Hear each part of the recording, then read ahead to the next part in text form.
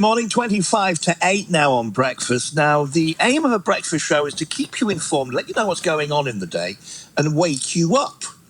But we're breaking the mould. Literally. Because this morning, on Wayne Baven at breakfast, we're chatting bedtime stories. Because in just a moment, we're going to speak to the author of a bedtime story that's so boring, your kids will fall asleep before they get to hear the end of it. So let's delve into the magical world of bedtime stories. I want to hear your favourite bedtime story. What is it? The one that stayed with you, made you laugh, or perhaps even made you cry. Perhaps it made you dream big. Because when you were young, you did that, didn't you? Perhaps a story you used to read to your kids. Maybe it was a classic like The Gruffalo, Goodnight Moon, or Peter Rabbit, or maybe it was something that your mum, dad, nan, or your granddad made up just for you. My dad was brilliant at making up stories. Can you remember it, the made-up ones? Why not let us hear a bit of it? Whatever it is, I want you to share it with me this morning. 0800 141 2121. WhatsApp me on 08000 321 333. What's your favourite bedtime story? Or your children's favourite bedtime story? We're now going to chat to a writer from Needham Market who now lives in St. Petersburg. And he's come up with the solution to get your little ones to sleep. It's a book for children aged 3 to 7, where the sole aim is they're not awake to hear the end of it. Will Hackett joins me now. Morning, Will. Hi there, how are you? I'm brilliant, thanks. Good to have you on, because you make such a good point. You don't want the story to be great, because you don't want to witness it to the end of it. You want your kids to be asleep. Exactly. What led you to writing this? Well, it was literally a case of desperation. We were flying to New Zealand, which is a fair old flight, and the first half of the flight, our little girl had not fallen asleep at all. In the second half, after our stopover in Shanghai, she couldn't fall asleep. She was so exhausted. She was in that stage, I'm sure every parent knows it, where they just can't sleep. And so amidst kicking the seat in front, knocking over drinks and all the rest of it, and waking my wife up, who was managing to fall asleep, I just sort of thought, you know what, I'll whisper something really boring to her and see if it sends her to sleep. And it did. It was amazing. So after that, I tried it a few more times in New Zealand on our daughter's various cousins, and it worked every time. And I thought, you know what, there's a book in this. Well, stay there, Will Hackett Jones, because we're going to have a little listen to a little bit of this this bedtime story. Let's see how it works on me and the breakfast team this morning. Stay there a moment. Stay there. Once upon a time, on a small hill, there stood an old, brown, wooden house. The house had a ground floor, a first floor, and an attic. It was surrounded by a lawn, with a walled kitchen garden down from the veranda. Further down the hill began an apple orchard, which wrapped all the way round the bottom of the hill. The trees in this orchard were not very tall, so in the right season, you could reach up and pick any apple you wanted. It's worked on me. That is boring.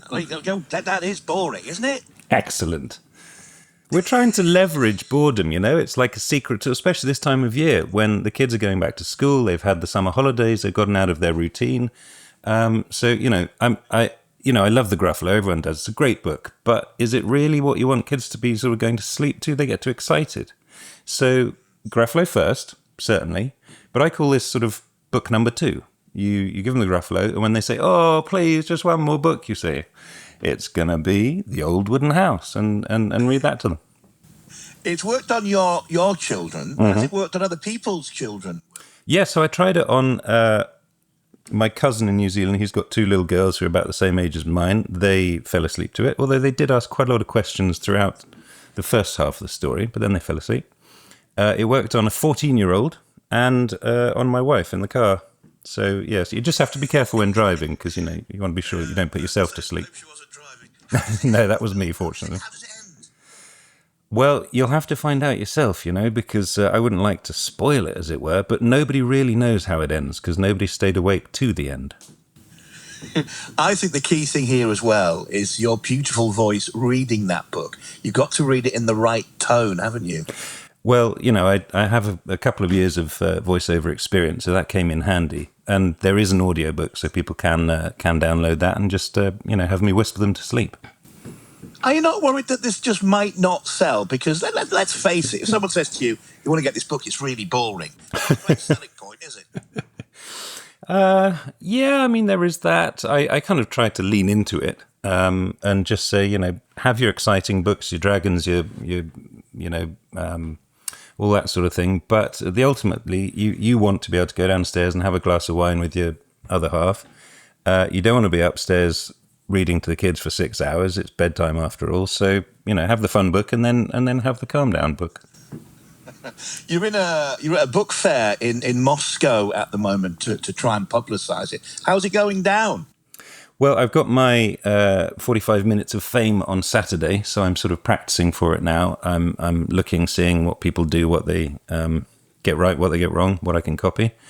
So at the moment, it's early days, but no, we've had sales. Both I've written it in Russian and in English, so I've had sales here and in on the English side.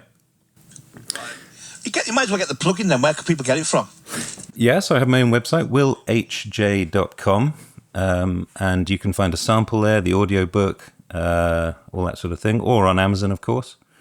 One of my favourite reviews was from a friend of mine who left a review on she was a Russian friend, on the Russian site saying, "This is a great book, I bought it for the kids, but how does it end? I don't know." So I thought that was good, it worked. It didn't get to the end of it. Listen, thanks for joining us this morning. Will Hackett-Jones, a writer originally from Needham Market, now living in Russia in St. Petersburg, who's written a boring bedtime story to send children. Well, thank you so much for doing that. Thank you. That was really good. Thank you. That was great fun. All right. Hope you're at the book fair at the moment, aren't you? Hope that all goes well. Thanks. I'm sure it will. All right. Okay. Take care. Stay in touch. Bye-bye. Bye-bye.